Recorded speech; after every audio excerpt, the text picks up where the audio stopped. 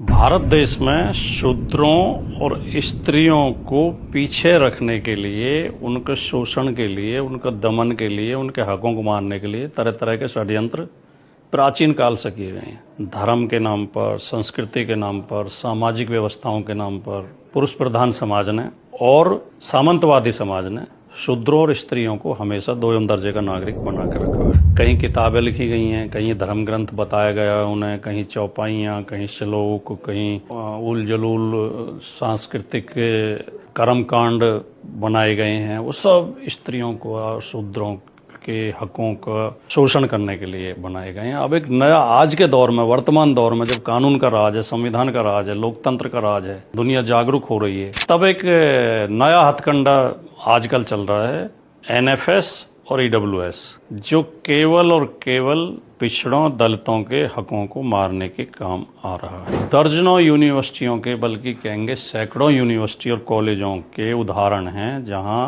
कहीं assistant professor की post निकली, लेक्चरर की पोस्ट निकली, परीक्षा ली गई, इंटरव्यू लिया गया, प्रत्याशी हर तरीके से योग्य है, कोटे में है, उस पर एनएफएस लिख के उसे नियुक्ति करने से मना कर दिया गया। एक दो नहीं, सैकड़ों उदाहरण।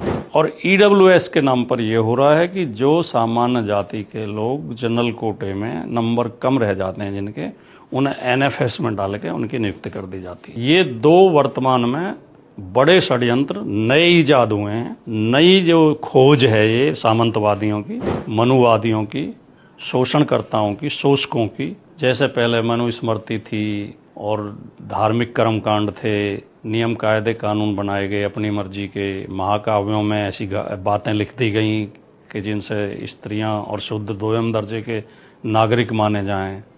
धार्मिक संस्कारों, कर्मकांडों में उन्हें बराबर की जगह नहीं दी गई। अब ये वर्तमान समय में एनएफएस और ईडब्ल्यूएस दो नए आविष्कार इन शोषकों, सामंतवादियों, मनुवादियों के हैं।